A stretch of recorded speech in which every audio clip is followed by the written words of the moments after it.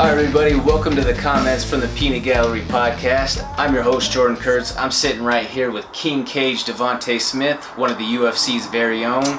Straight out of the Contender series. How you doing, man? Good, and you? Doing very good, man. Great to see you. Thank you for taking the time. No problem. Thank you for giving me the time. Oh yeah, absolutely, man. So just why don't you first off let the people know where can people follow you, man?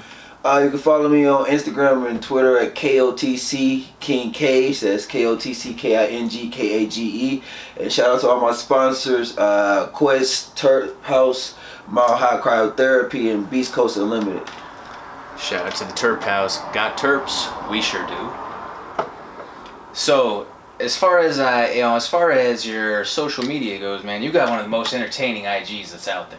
I've got to say, followed on a daily basis. You had one that was almost like a sitcom type of thing. The Terphouse question of the day or answer of the day, tip of the day, Terphouse tip of the day. I know you're talking about. Yeah. So I couldn't remember exactly what it was. It was a few weeks back, but just man, you put some creativity and some thought into this IG video right here. So I thought that was pretty cool. Yeah.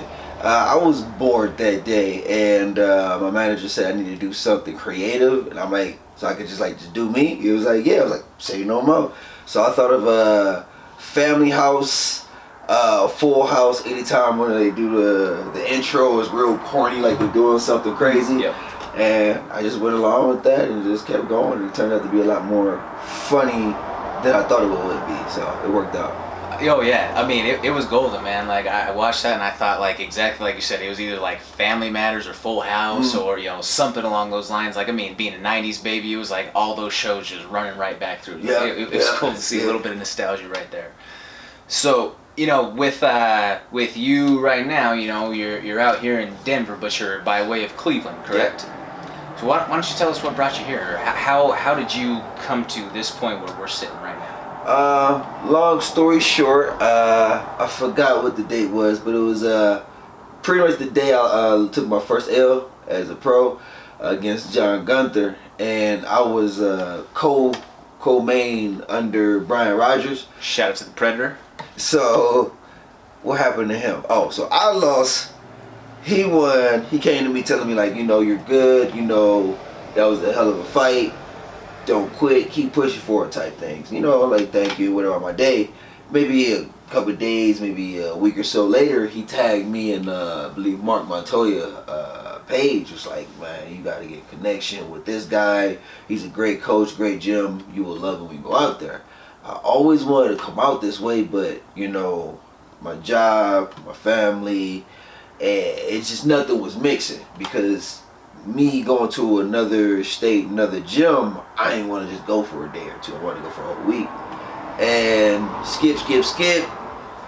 I quit my job due to mistreatment. Found out somebody who been working there for 2 weeks got paid more than me, and I've been working there for 2 years. So I was like, nah, I'm good with that. And talked to Mark, because me and Mark always been talking back and forth about me coming out there. But I finally talked to Mark and said, I'm ready. Came out this way, and great, all around great experience. Went back home, talked to Mark, said, I want to join the team, and he said that he'd love to have me. And then the Contender series came back out here. We went from here to here, won that fight in 3 minutes. Oh, didn't really even exciting fashion. Yeah, it wasn't really 12. Everybody keep asking me, was I doing this? I was I'm excited. Come at an angle. It wasn't no 12. You can't. They don't be trying to take away my greatness. Okay, so won that fight, and ever since then, even the first week I was out here, I just love it out here. So definitely wasn't no fucking Eddie Alvarez looking straight at his corner and coming straight down on top. No, you had the angle. You were good on that. I know what I was doing. Everybody just that's all it is. So, but I mean, with that being said, I feel like it was almost that was a flash of what's to come from you. That was the Star is Born moment, the backstage interview moments, all that. Very charismatic, definitely had the juice on the microphone, so that's gonna definitely help, right? Yeah. Everybody was asking me, did I think I won after did I get the contract after I won? I'm like, yeah. That's why when you look at the video, you see me on my phone just texting, because I know I had it. It was no doubt in my mind that I was gonna get that contract, so now I'm here.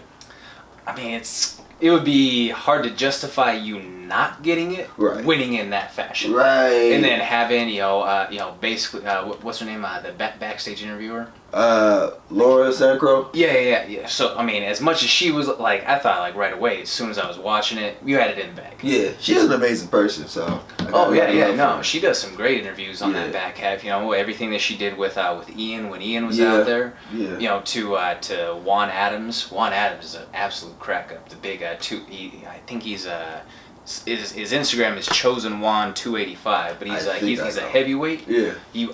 I don't think he was on the. I think he was on the one that Ian was on. Okay, I suck with names. I'm not even gonna lie. Yeah, he's a real big dude with a big old afro. I think it was about I know what you're talking about. Yeah, that like almost like busted the doors down when he was coming through, like WWE style. Yeah, I know you're talking about. Exactly what you're talking about. Yeah, that dude's hilarious too, man. Just like following him online, like his shit's absolutely hilarious. I might look him up, see what's up. I know he's been out here a few times training with Curtis Blaydes.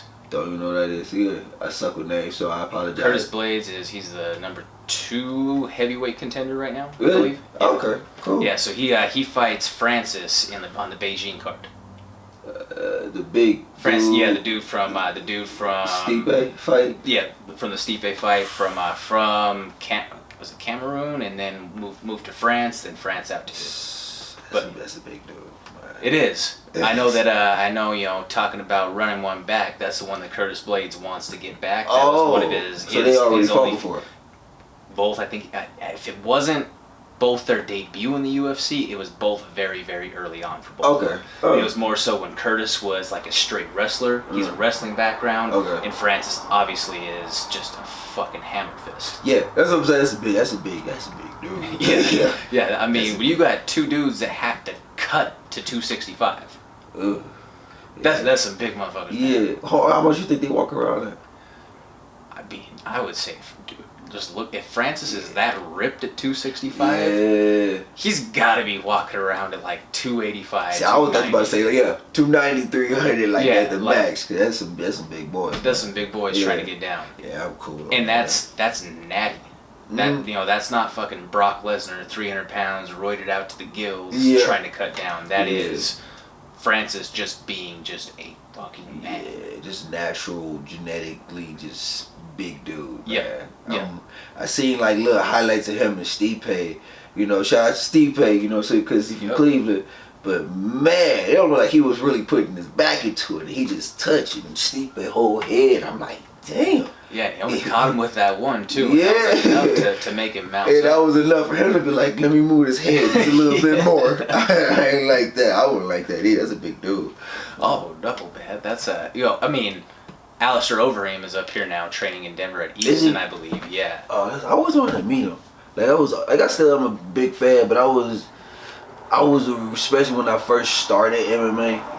I was a big fan. I used to always watch his highlights, like his leg kicks, his knees, his elbows, and just how he just dominated everybody, and especially intimidated. But because he was another big dude, but he was a big dude that would technique to me. I don't know what he's doing now, but like you say, he out here training. But yeah, one day I would love to meet Alistair Overeem. It'd be a cool thing. I think that Alistair is one of those guys that like you really.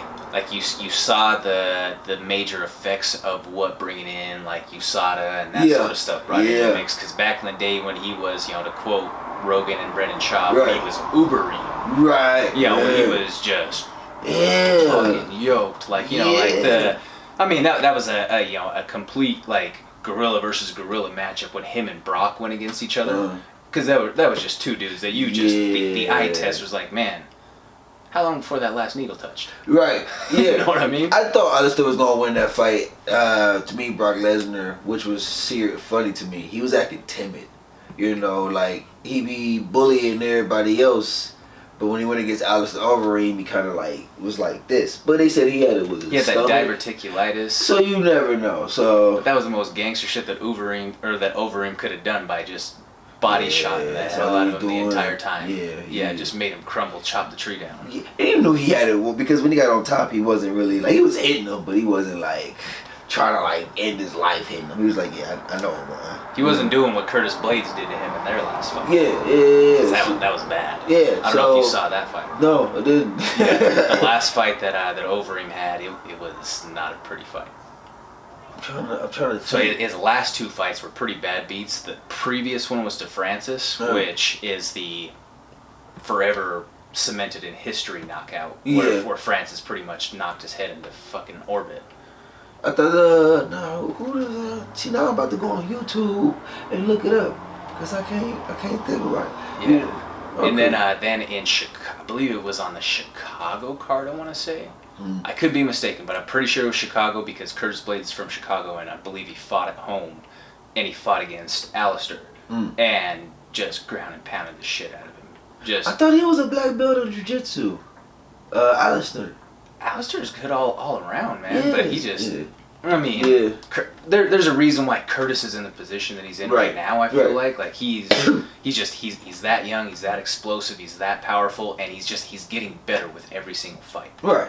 You know what I mean? Just same sort of situation where you're finding yourself at getting better every single time that you get out there, finding more and more tools in the tool belt as you go along. Yeah. That's the same thing like with him. You know, I mean, he was a grappling back, but he's finally learning his striking.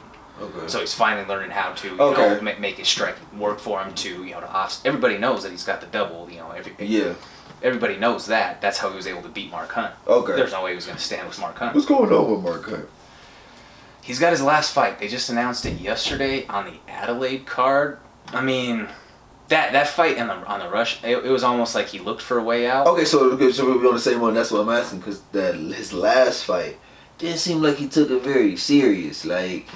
It was kind of like I'm just here to get the paycheck, And Mark Hunt, I know he's greatly known for his walk away punches, and I don't know. I don't really think he was trying for real because I heard the guy he went against was really good on the ground, and if you're going against a guy that's really good on the ground and you're on the ground, you just see in his face like he was just kind of like okay, and he just scooting, and as soon as he got locked up or something, that's when he won. Like why are you playing? Like It's cool that he didn't get hurt or anything so he could fight again soon, but I don't know, man. The only thing that I can maybe think of halfway to that is that was kind of his, fuck you to the UFC. Because he's had the lawsuit with them because of the whole Brock Lesnar thing. Yeah. And, he's... Once again, with Verdum getting popped, like it just happened that week, so he had some pretty live sound bites about all the PED users that week.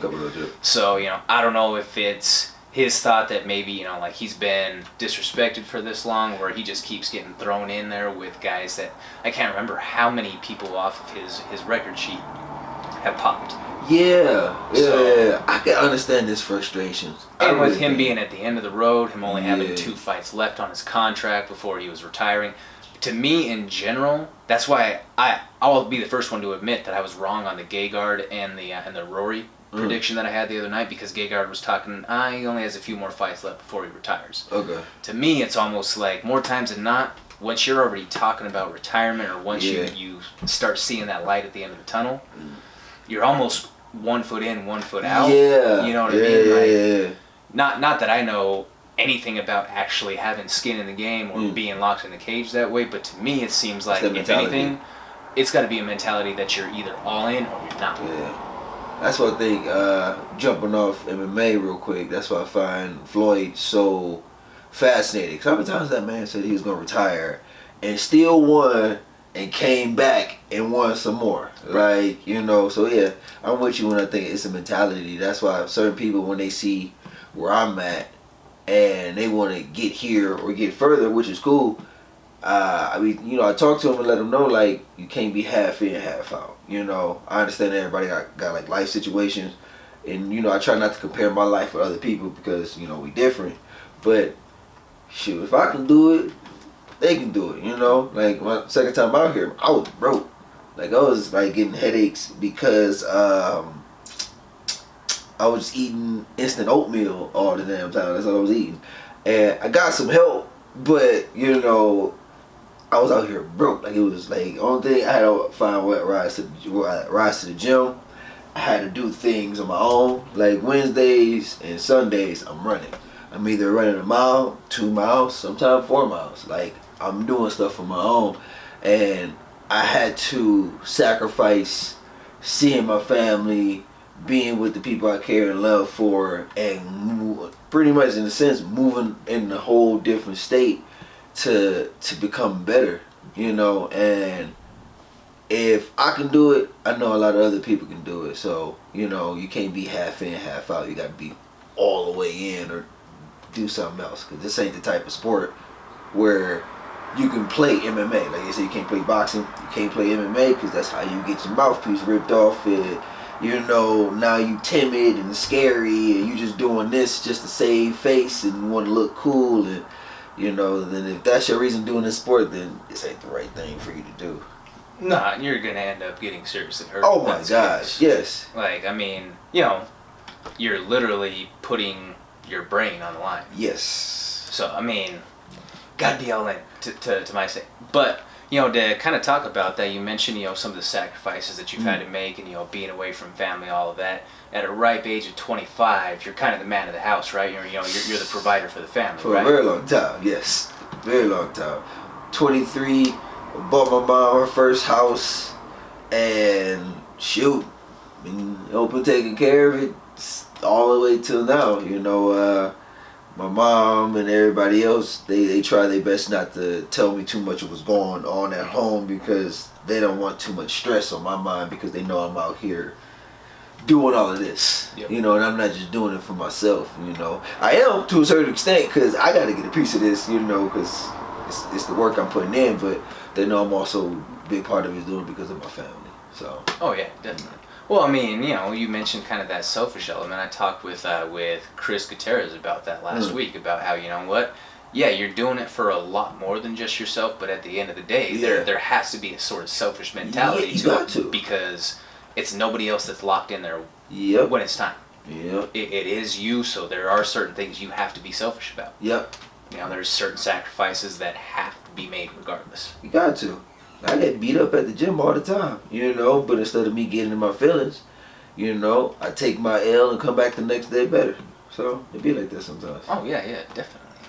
Well, you know, and you came out here to Factory X, so, you know, it's been within the last, you know, half a year since you've been in that environment, right? Yeah.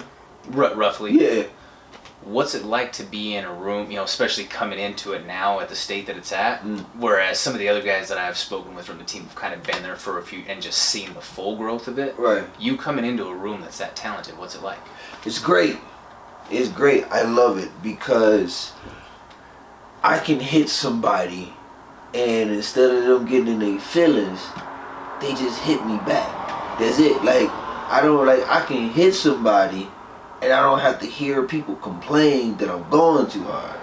I can hit somebody or I can take somebody down. I don't have to hear about people complaining that I'm too big, I'm too strong, I'm too fast. Like, you know, even people my size, I'm too big, I'm too strong, I'm too fat. Like, the people here at Factory X, like, they'll take a punch, they'll give you 2 more.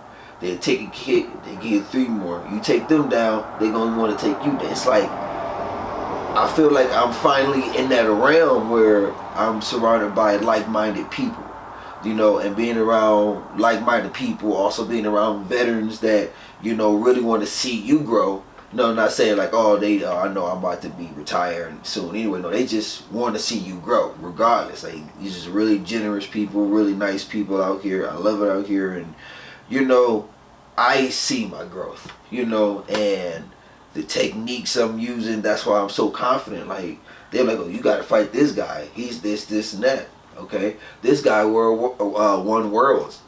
Okay? Like, I train with really good people, so, I mean, this ain't jiu-jitsu. This is fighting.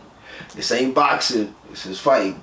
This ain't kickboxing. This is fighting. At the end of the day, my goal is to stop you, to hurt you, to a point where you need another man or woman to come in and say, stop, it's over. And I simplify things like that. You know, people think too much of it's MMA, I gotta do this. I just fight. You know, I do what I've been trained to do. You know, I don't overthink it, I just fight. Fair enough. Right. So with that being said, you know, do you prefer to keep it standing? Are you a bit big with jiu-jitsu, grappling, wrestling, anything to that effect, or more so if you can bang it out, you want to bang it out? Don't bang it out. It's stupid because I can though. I can take a hit. Sometimes I get to those modes, but I'd rather not. But I train to know how to handle people who bang it out. But my preference is to win. So if I have to keep it standing to win, guess what? I'm keeping it standing. If I have to take you down to win, guess what? I'm taking you down. If I have to actually mix it up with you and actually not be like one-sided, actually fight, then that's what I'm gonna do. Goal is to win, because the more you win, the more money you make, and the better opportunities you have. Right. The only thing you have to do is win. I know it's easier said than done, but if you train and prepare yourself, I understand anybody can have their day, every dog has a day, but you're in a sport where to a certain extent you can really control the outcome. It's not football when I have to worry about, I suck at football. You got to worry about 7 to 10 other people. It's not basketball when you got to worry about 7 to 10 people. Say soccer when you got to worry about 7 to 10 people. Again, these numbers may be wrong. I am not good with any other sport. If it's not fighting, I don't know. But you get the gist. It's you and another man.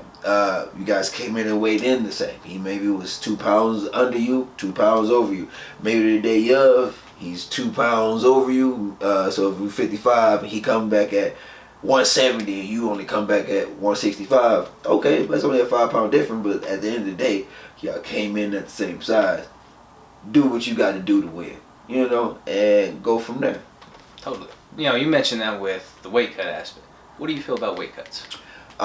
See, I feel like everybody's different. My thing is, when it comes to weight cuts, I only like being 5 pounds over a week of, because I know a couple people who like being 10 pounds over. It's all a preference. I just don't like that 10 because you gotta work harder on the week of. With 5 pounds specifically, just for me, I come in, do a little drill, sit in the sauna. Literally just lose a pound a day, which is nothing because I'm guzzling water now. And I'm just relaxing. I'm doing a little rolling here and there, but nothing too strict, like crazy, to the point that Friday come, I'm really like down in the dumps and like tired. Fight day come, I'm ready like, I gotta really get this energy up.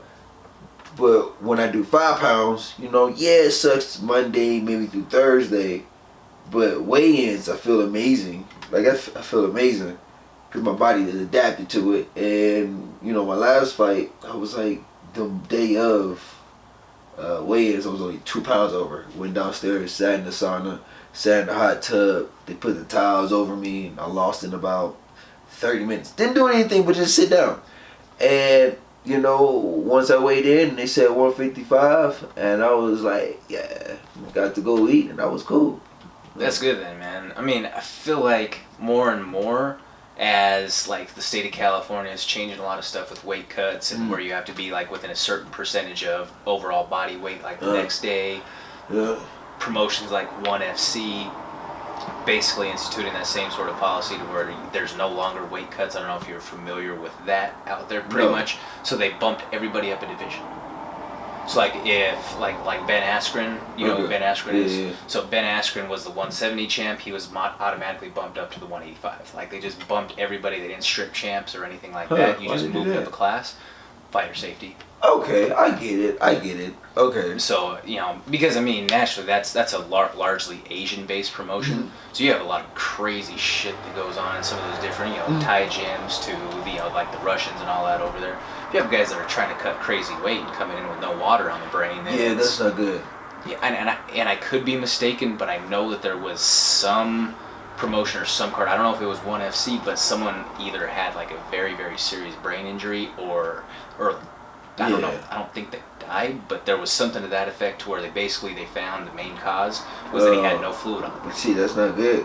So that's why they in part put in a lot of that hydration point testing, making sure that you're not too depleted. Right. See, that's what the NCAA does too now with college wrestling. Like I think you have to meet like hydration thresholds. To the way that I interpreted it, Okay. But yeah, so there's ways that they're trying to make it safer. Okay. But yeah, that's I mean that's a good thing. People have told me like I should go to 145, and I'm like, nah, I'm cool. I'm a die. Like even if they were like, oh, I'll give you millions. I know that might sound crazy, like, oh, you're not gonna take $1 million. Nah, cause that's like stressing your heart, and it's not good. I haven't been 145 since high school wrestling, and that was horrible. I had to actually, like, in a sense, starve myself for 3 days. I was eating really nothing but cantaloupe and honeydew. That's all I was eating. And I was still 3 pounds over. I was 148. But the next wrestling match we had, or meet we had, the next week, I was 145. And I was so tiny that when I took my shirt off, you would actually see the strains of like the muscle. Like I was like, everything was just so tight.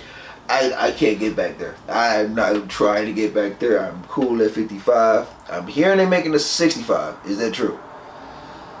I think there's conflicting reports, man, because according to Nate and Dustin when they said it, right. Yeah, there was, but according to Dana, no.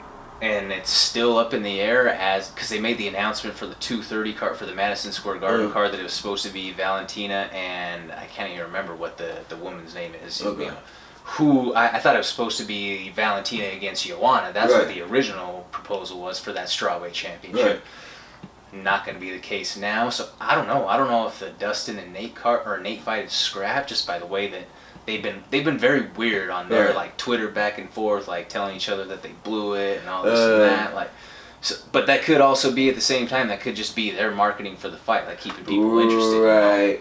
What makes you? Why you think they won't come up with any other weight classes?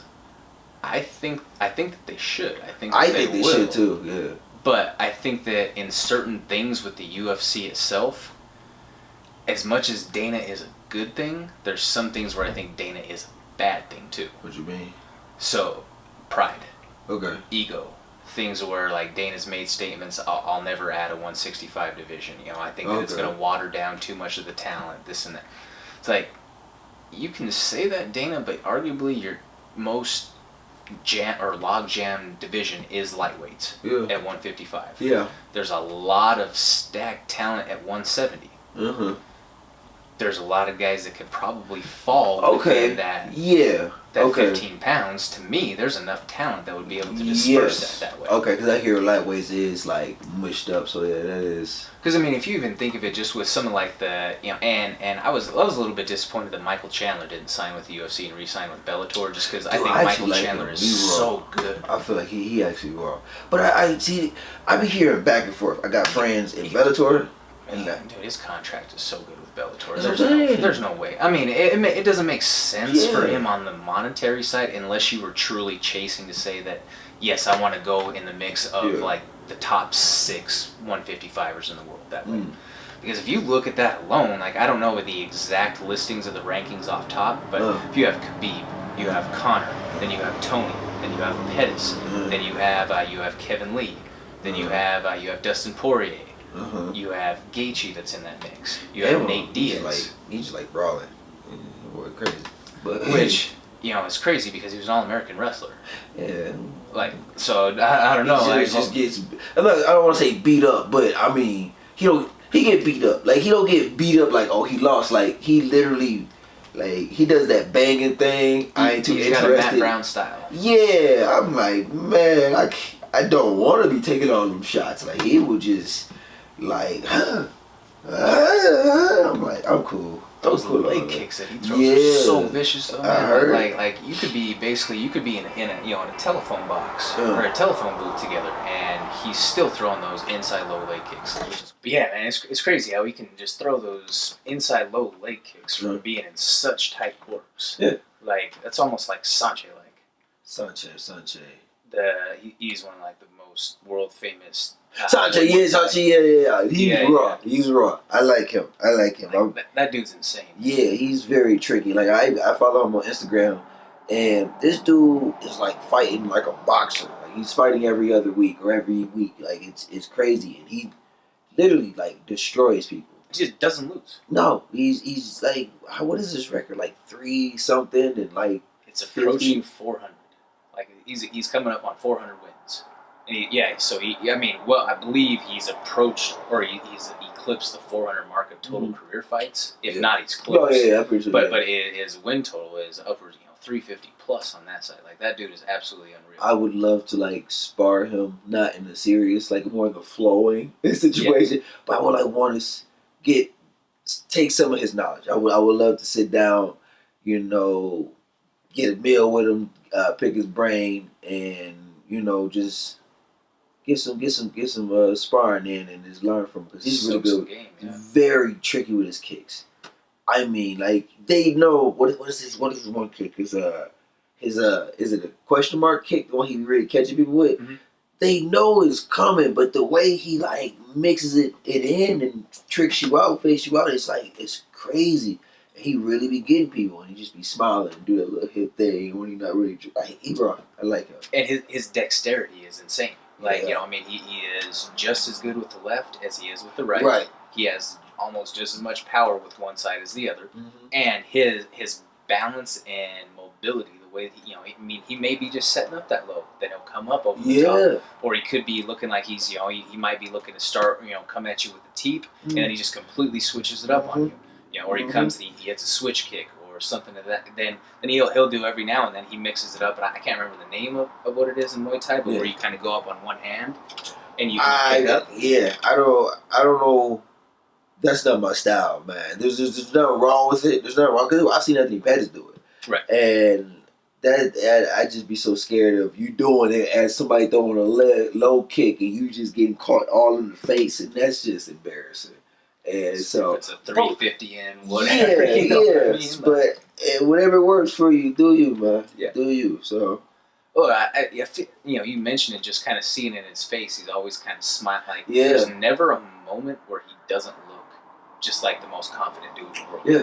While he's doing this, so I feel like that's what gives him the freedom when he's going to throw some of those different creative kicks, or have some creativity and some diverse strategies for his attacks. Right. Just because he's like, you know what? No matter what you do, it's not going to beat me. Right. And he's done it for so long. Like I think that's another reason where his confidence comes from. Because I feel like the young, I'll call it the new era, the new generation.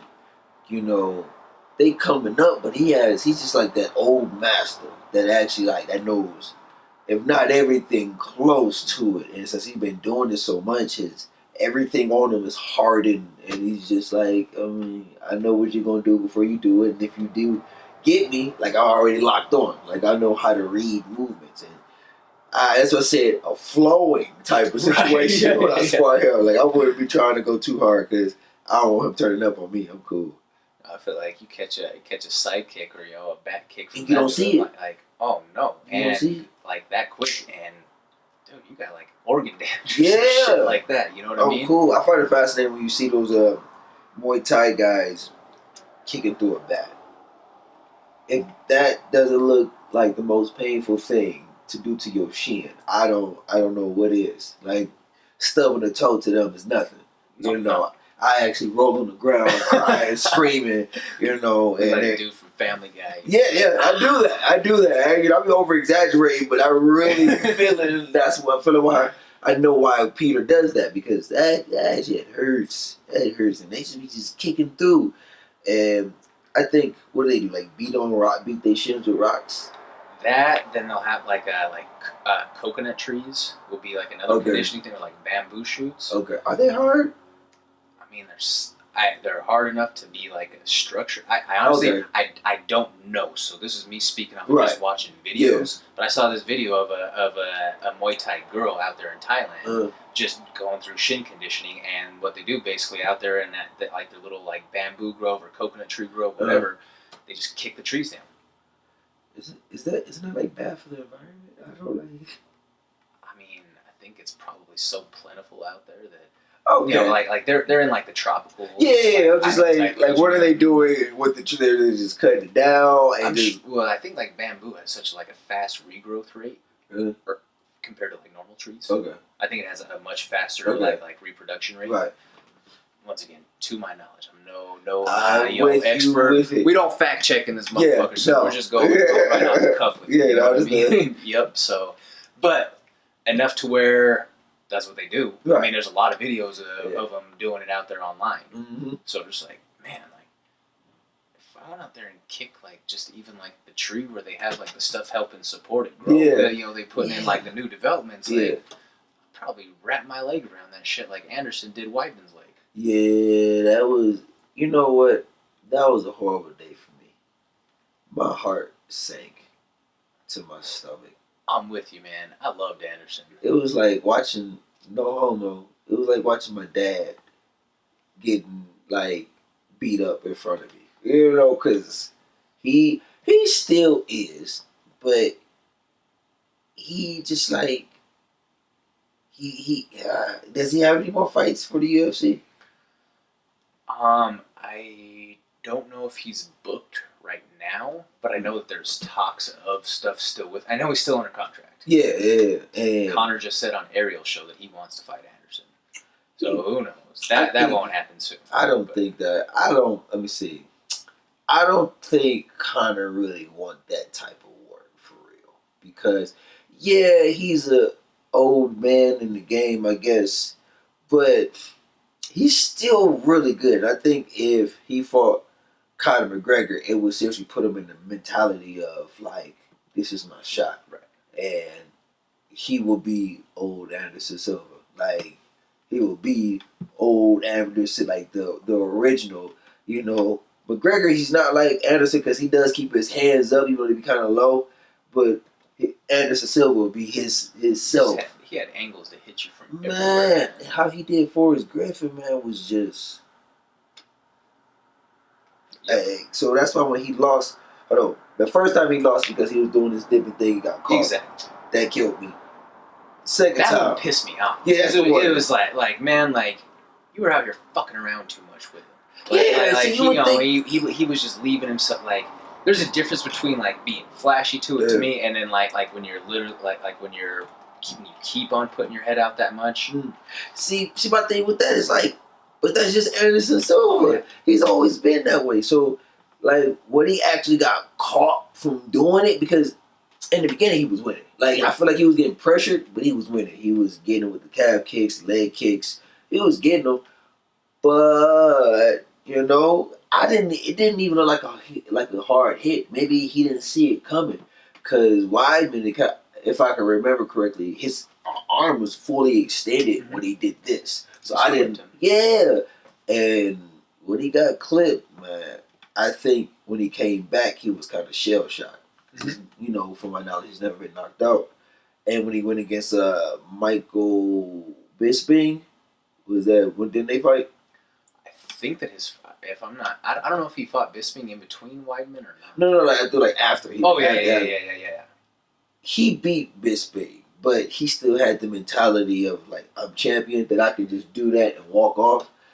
You're not champion no more. You gotta, like, I know it sounds horrible, but you have to finish, my man. So you know, and that's why whoever, I forgot the referee name with the locks. Herb Dean? Yeah, that's something else. Yeah, that's what I heard. Dean was like, what you doing? Like, you gotta keep fighting, bro. You know? But Anderson Silva, man, I ain't seen him fight in a while. But I got belief in him, but... To address, I guess, the elephant in the room with Anderson, because I'm a huge Anderson fan. I think he's arguably one of the greatest of all time. Yeah. But he does have multiple failed performance-enhancing drug tests. Really? Granted, his most recent one was kind of thrown out with the tainted supplement stuff that went on. The same thing with Junior Dos Santos, Josh Thompson, all those guys. But I mean, even in like the Nick Diaz fight, which is crazy on how they interpret some of these rules. But he popped out for the Nick Diaz fight. He got like an 18-month something like that, and Nick Diaz got years. Of weed. Yeah. And it's just like, man, like it's kind of an off scale, and I don't know, like that's any time that gets brought into the equation, it just kind of always makes me question, like, you know, how long. You know, how long have you had some extra assistance, if you will? like I say, I'm not trying to take anything away from him because he still accomplished what I he did, and we don't know. But it's something that runs through my mind on that. Whereas then you have somebody like a George St. Pierre, who has never had any sort of blemish to his record with a failed He's a legend. Speculation that his first retirement was right when USADA and all that was coming in. Did he get out at the right time? Who knows? Didn't he get the GSP that they say for the Michael Bisping that he was popped? I don't think he got. I think he had stomach issues, but I don't think that he had any sort of failed test. Okay. Yeah, he ended up coming down with some sort of not the same stuff that like Brock had, but he had some sort of stomach ailment. That's why the speculation he's coming back to 155. Really? Can he do it? I seen a picture of him skinny. Right now, the word is, and I haven't seen anything that's confirmed, but the rumor is that he's doing a test cut to 55 as this fight happens with Conor and Khabib to make sure that his body can do it. Huh? Because that'd be a good fight. I would actually watch. I don't know. Because he said the only fights that he wants to come back for are legacy type of fights, which for a guy like GSP that makes sense. But that's like, I don't want to compare him to Floyd Mayweather, but that's smart thinking. Floyd said, I ain't coming back unless it's what he said is a 6 or 7 figure pay. Or was it 9? Whichever one. Oh, he's coming back for well over like a 9 figure. Yeah, I'm not coming back. He's going for 100 mil plus. Right. Yeah. But he says what he wants and he does it. And GSP, that makes sense. I'm not fighting. Like, I pay my dues. I'm not about to be fighting the number 2, number 1 contender. I want champion, And it's not that I just want the champion. I want that your cash cow, the guy that everybody talks about and that actually has the skill, in the resume. I want him. And it's like, you got to respect it because he's been here for so long and he's a legend. He's not just a veteran. He's a legend, Hall of Famer in the UFC. So I'm pretty sure that'd be a good fight. That'd be because he's very. It'd be a good fight with either one who wins this Saturday. Oh yeah, is this Saturday? Oh, with Conor and Khabib. Who you got? Dude, I'll be honest with you, man. I've gone back and forth so many times with this fight just because it's one of the closest. Like, they're both each other's kryptonite, but I'm gonna have to give it to Conor, man. Okay. Like, why you giving it to Conor? I was for the longest time leaning Khabib, or would say that Khabib would just probably maul him, would be able to take him down, especially seeing the way that Conor's wrestling was against Mendez. But my take with Khabib's wrestling is he relies a lot on body locks and being able to get you up against the cage. Yes. Especially as the fight goes on, and his first couple of takedowns that he had with Iaquinta when they were away from the cage were very early. So it was before sweat came into play. Okay. I will say that Iaquinta fight was kind of like he was off. This is just my opinion, my assumption. I feel like he was off because he was supposed to fight. Who was supposed to fight first? He was supposed to fight Tony first. Tony Ferguson first. Then Holloway. Then Holloway. And now right. I feel like he was just off to a certain extent because he had to switch 3 fucking belts. Oh, yeah. I totally get that. And I agree. Yeah. I agree completely. And then the second part is like he knew he could win. So he wanted to test out his stand-up. Which, I understand some things happen, but I'm not I don't be trying new stuff when it's fight time. Like if something comes up and I'm like, well, I ain't been practicing this much and I'm in a screwed up position, it's the only way out, I might as well, I understand, but hey, I'm winning or it's even or I'm losing, instead of doing what I know works, let me try something new. And that's kind of what he did with the boxing, because his boxing still didn't look A1. Yeah, it was still weird, but he wasn't wild like how he usually is. No, sometimes just like a Tasmanian devil just going in there just fucking looping and shit. I feel like if he fight like that against Conor, he has a less chance of getting knocked out because he is wild. Like sometimes his head don't go off center, but he just be throws that eagle punch. Yeah, everything. Like where he just kind of it almost looks like it's a hook, but it's not because he has his knuckles turned over and he just has a way to kind of just like come perfect, like right up. Because if he throws that hook, he's gonna hit you in your guard right up here. Yep. Then he has a way of just kind of turning his knuckles over and getting you right underneath. Yeah. They call it that eagle punch. It's like it's the weirdest technique in the fucking world. I don't think anybody else throws that punch that way. But it works for him. Plus, I don't think he hit that hard. I feel like he hit hard enough to make you respect it. Mm-hmm. But I mean, it's a fight. He doesn't have Conor power. He doesn't have that's the difference. Knockout power. Yeah, and you know, with Conor, it's kind of like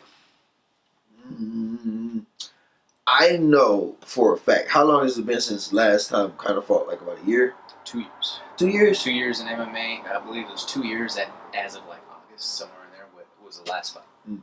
Well, I understand why. I mean, you know, the dude been fighting for so long on a consistent basis. He wanted to finally enjoy the fruits of his labor, which I respect. But I also know that he hasn't been just sitting around. Right.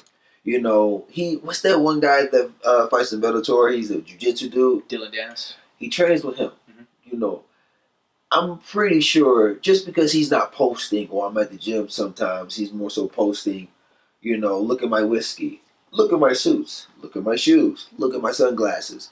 That doesn't necessarily mean he hasn't been in the gym. Right. You know, I ain't got to show you everything I'm doing.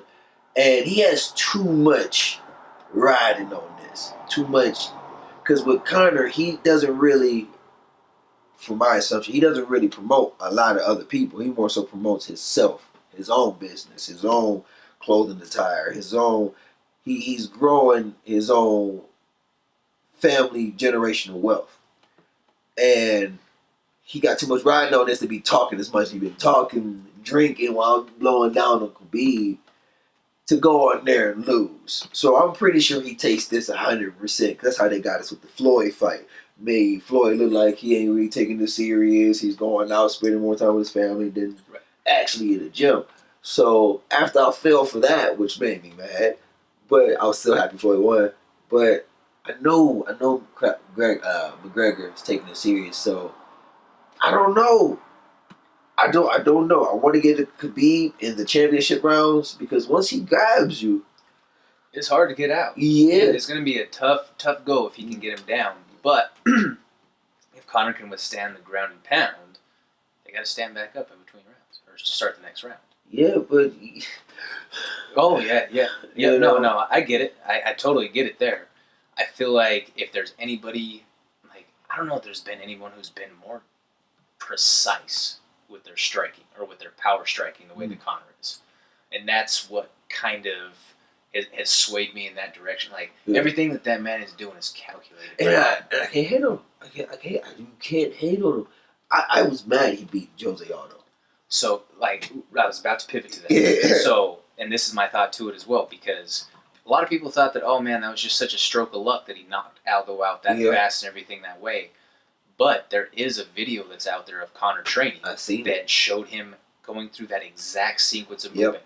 He knew in his head that he had Aldo so hot and so filled up with the head of steam that he was just going to be walking straight forward at him. Yeah. So he knew that all he had to do was just basically, he kind of throws out that, or with his right, he kind of throws out that little jab to fill out the distance.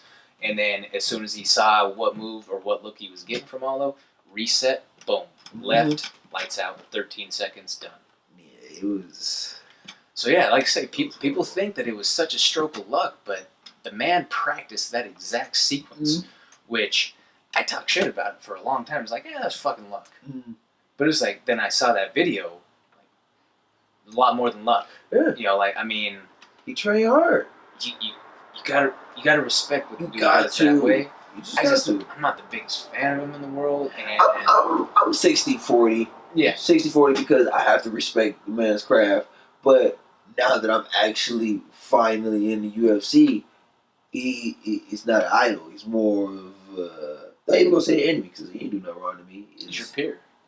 I guess, yeah. He's an opponent. Even though he may not be here by the time I get up. I'm not saying it's gonna take me a long time, but he may retire. He made so much money fighting Floyd, and he's making so much money, or for my assumptions, doing what he's doing. You know what you need to keep fighting for. And how old is he? He's. I think he just turned 30 or right at around 30.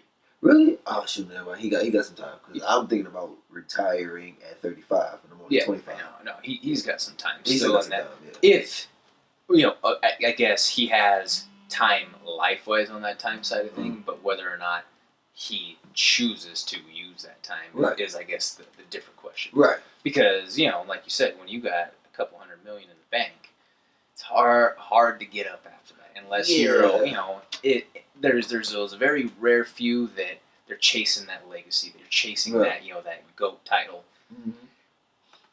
I think that could potentially be enough for him, but then again, at the same time, I can't remember who said it originally, but it's hard to train in satin sheets when you wake up in satin sheets.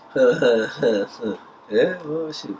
I like luxury. Yeah, I still, but okay. I mean, that makes sense. Does that make sense? Yeah, because he said on Ariel's show when he was on there, I think it was either yesterday or 2 days ago, that this new deal that he has with the UFC that he signed, which, come on, man, that's some fucking preferential treatment in the first place. Hold on, what is it? So for one, I believe he's got a 9-figure deal overall for the tenure of his contract. What? Oh, he's clearing 100 M's. I'm pretty positive. Hey, I can't handle him. So you're just like, ha ha ha ha ha, Adios. Yeah. It is very big. Yeah.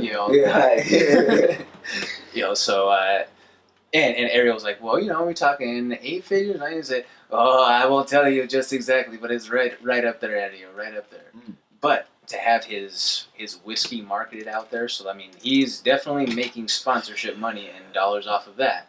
So let's just say you, Devonte, say you had your own company. Mm. Would you have the opportunity to have your company's banner put on the octagon and to be a part of all the official UFC promotion material? Yep.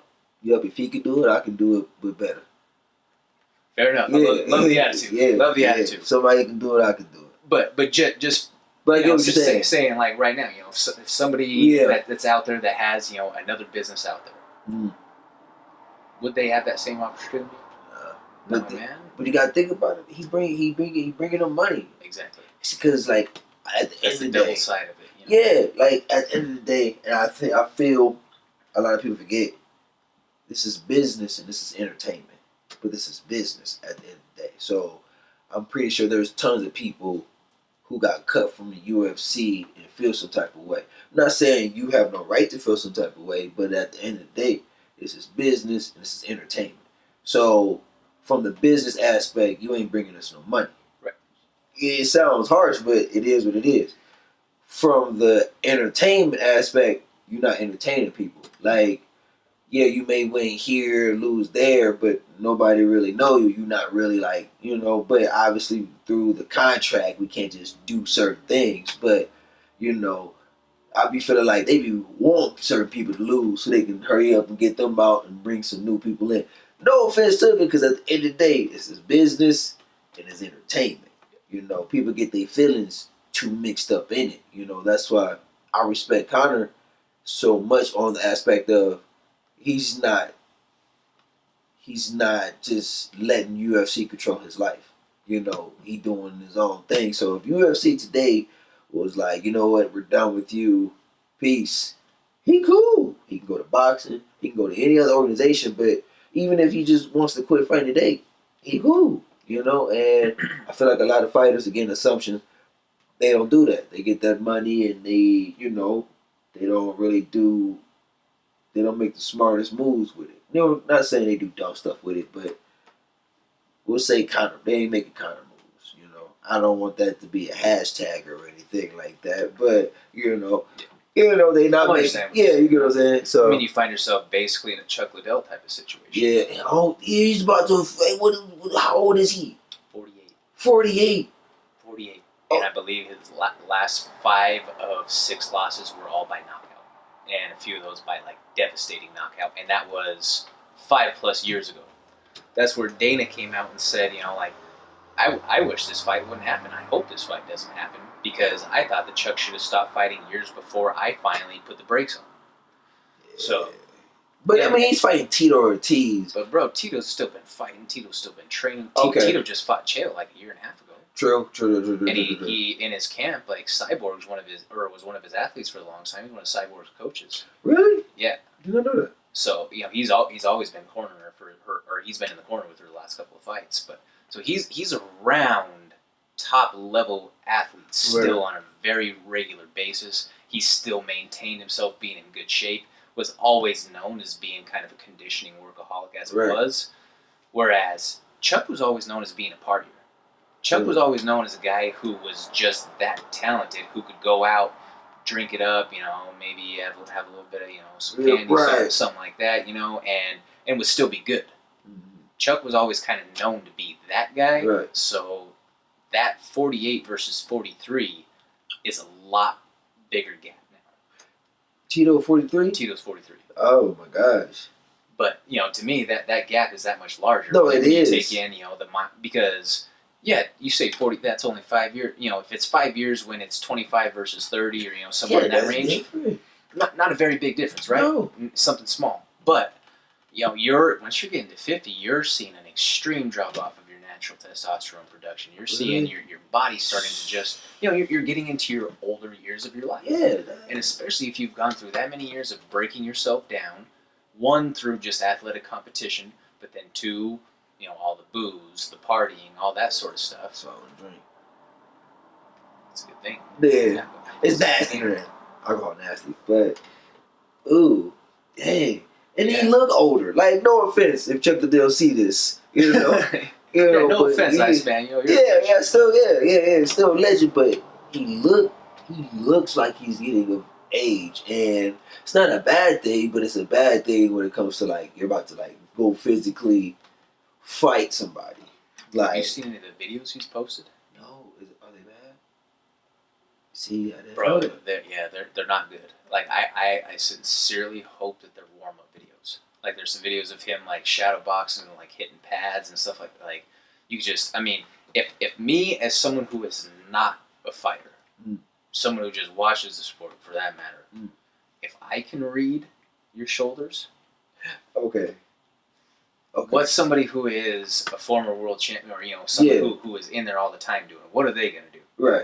If they can see from a mile away that you're going to start loading up that right, then what is that going to happen when you're actually in the heat of battle with it? And then there was one where he was hitting mitts, and it's like, man, like that's very robotic. That is like very like almost hingy with movement at times. Like that just doesn't look good, and it's almost like I don't want to put the full cringe, No, I get that bad, but it's almost to that level, man. Because then you see videos all along of Tito still working out, and Tito still looks like he's in great shape. Huh. So it's just like, oh man, like I hope Chuck doesn't get the shit beat out of him. Yeah, I don't think he. I didn't see those videos, so now I can't judge. It's just like him waking up. I'm just gonna call him 50. Him waking up 50 years old, because he pretty much 50 years old. You talk about satin sheets. It's hard to keep going when your bones and your joints, and I know his body like, bro, like stop. And that's the one position. Fucking brain is like, stop. Knocked out the last 5 out of 6. True. That's what I'm saying. So like, I'm not going to be in that position. I don't want to be in that position. I'm not going to be in that position where it's like, I have to fight. I'm doing this, obviously, for me, for my family. But at the end of the day, I love doing it. I don't want to get to a point where I have to do it. Then it's not fun anymore. It's a job. All right, man. So as we come to a close of the year, you're hoping to have another fight before the end of the year. Yes, sir. So hoping to have another fight before the end. But where, I guess, as, because obviously we're in quarter 4 of 2018, 2019 is definitely on your docket figuring out where you want to be. What is your goals for 2019? Where do you see 2019 taking you? I see 2019 taking me to a bigger place, a better place. Like, after whoever I fight this time, before the end of the year, I might get 2 more fights. I don't know. But at least as long as I get one more, so I'm caring about. As long as I get one more, but people are going to actually start seeing King Cage. Like, man, like they'll see, they'll remember me from my Contender Series fight and be like, man, he ain't really do nothing but jab, low kick, and elbow, which is cool. The goal is to win, so why switch it up? But I'm pretty sure they'll start throwing me tougher people. But if they do, that's cool. I'll beat them. If they toss me mediocre people, then what's gonna happen is those mediocre people are gonna be in the hospital. So, the better the competition, the better I perform. And 2019, my name gonna be up there. I will be ranked, and I will beat and have beaten great people, and I'm gonna get up there. People asking me about title matches and when you're gonna bring the strap back to Cleveland. I'm also taking my time. Because I gotta make smart moves. I'm not in a rush. I'm 25. I just turned 25. My birthday was a week before the Contender Series. So I just turned 25, and I got 10 more years in this, and I'm going to do everything in my power to do everything I want, to become champion, to bring the belt back to Cleveland, to stay champion until I retire. So when I retire, I still got the belt, but I'm like, I'm done. I want to, concentrate more on building my family, having kids and stuff like that. I know that's like super, super far, but that's just how my mentality works. But you gotta have a vision, though. You got to. You gotta have a plan. You gotta have a reason of why you're doing what you're doing. Because if you just doing stuff just to do it and then crash, I'm cool with it. But 2019 is gonna be a really good year. 2020 gonna be a good year. 2021, 22, 23, all the way till I retire. Gonna be, if not good, great. If not great, phenomenal. If not phenomenal, excellent. I'm at a good place. I'm very blessed, and I'm gonna just keep doing what I do, which is do me. That's awesome, man. It seems like you have a great mentality about your approach. I know Coach Mark Montoya always says, two things you can always control are your attitude and your effort. Mm-hmm. So that's just seems like you've got that in check pretty well. Thank you. So a couple of as we try to tie this thing up here, quick fire questions for you. Okay. You've kind of alluded to a couple of them, but if you can specialize for me on the answers. Okay. Stand up or ground game? For me? Mm-hmm. Would I rather stand up? I guess I'd rather stand up. I like punching people. Wrestling or jiu-jitsu? I'm starting to love jiu-jitsu, but wrestling was my first love, so wrestling. Okay. Thai style or Dutch style kickboxing? Dutch. Dutch? Yeah. Why? Because it's more like in a boxer kind of mentality, like we here and we fighting. Okay. So I'm pretty sure they got some finesse, but it's not too much finesse. To me, it's more like brute with technique, so I like that. Fair enough. Yeah. Fair enough. Let it fly a little bit. In your weight class, or let's do all weight class first. Any weight class ever, who is your dream matchup? If you could name, take both at prime, whatever. Not age for some of the legends, anything like that. At peak points, who is your dream matchup? Any weight class. To be real, we about to have it this Saturday. Khabib versus Conor. 26-0 versus, not even second 10, I forgot what his record is, but knockout artist versus just torture. Mm-hmm. So this is I will be highly disappointed if it ends in an auto. Okay, so Khabib, fight, move your head. Yeah. What about for you specifically? The top guy, whoever has the belt, I don't care. Like I said, gonna be champion. So I want the champion. So you don't have anybody through history, like you wouldn't say like, hey man, if I could fight Anderson Silva, or if I could fight a GSP or someone like that, that would be like my dream marquee matchup. You have that big fucking Madison Square Garden poster, face plastered across. McGregor. And is it because it's red panty night when Conor's in the mix? No, it's just when I see, again, I got respect for him, but when I see McGregor's picture, when I went through the UFC institution, is an institution? Performance Institute or whatever. Yeah. I don't know. I feel like, I just see where I can go, and he's not in my way because I'm not there yet, but I know and I believe I'm going to make it. And if he's still up there, it's like, this is my number one. I mean, obviously Khabib too, but this is who I have to beat. Mm-hmm. So I already feel like we got a match already. And, I see he's good with the head games, mind tricks, with the cussing, because everybody try not to cuss due to the sense of sponsors and, and he just F. Who the fuck is that guy? Yeah, all that stuff. And I got a big family, and I got sisters who annoy the soul out of me. So it's kind of like, I'm already mentally prepared. It's like, this is the guy I'll have to fight and beat one day. And, I know it'll be a really good win for me, and I know I can. So, Conor. Fair enough, man. That's a good answer. I mean, it's a good person to have on that list. Yeah. For all things considered. Yeah. But that kind of answered my next question, which was, if you had an ideal matchup within your weight class, who would it be? Well, obviously, we have our answer right there. Yeah, I'll fight Conor. Fair enough.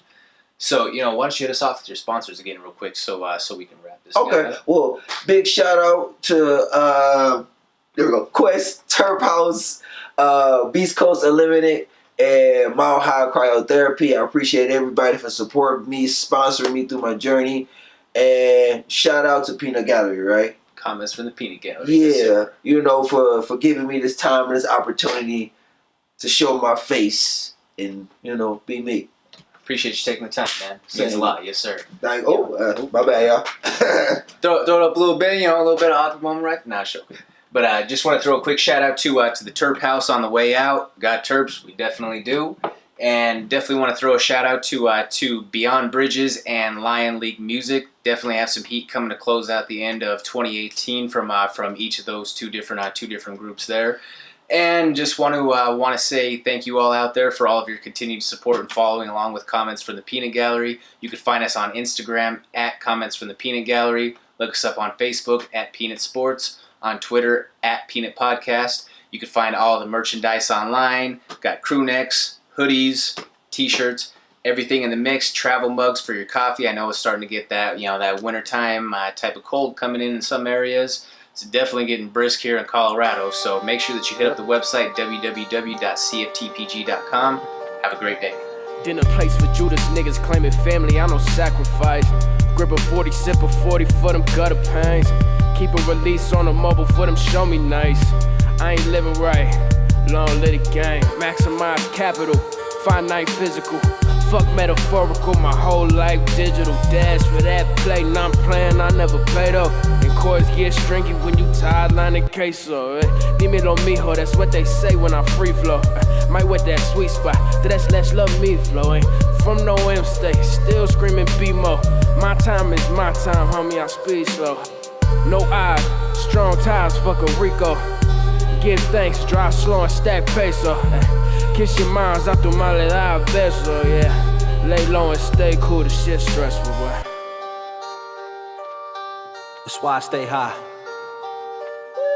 Look, there they go, macadamian, don't know a brainy in a match of cranium, so we roll up on you like Damien in that Mercedes-Benz. Got weed and drink with some lady friends who got the latest shit, but they fans and shit, so I ain't hit. Damn, here go the bass again, renovate your place again. We on the Vegas Strip, rockin' straight out that bodega shit. You know we so legit, with no limit like I'm Soldier Slim, but I'm more like PMC. Pinkies up, feel me? Got my soldiers with me and my youngins down the ride. Got some bread up in the hills, got some sauce up on the side. Got Tino in here working like a nigga working. I said your girl just ain't his type. She just tryna catch a ride and she with it.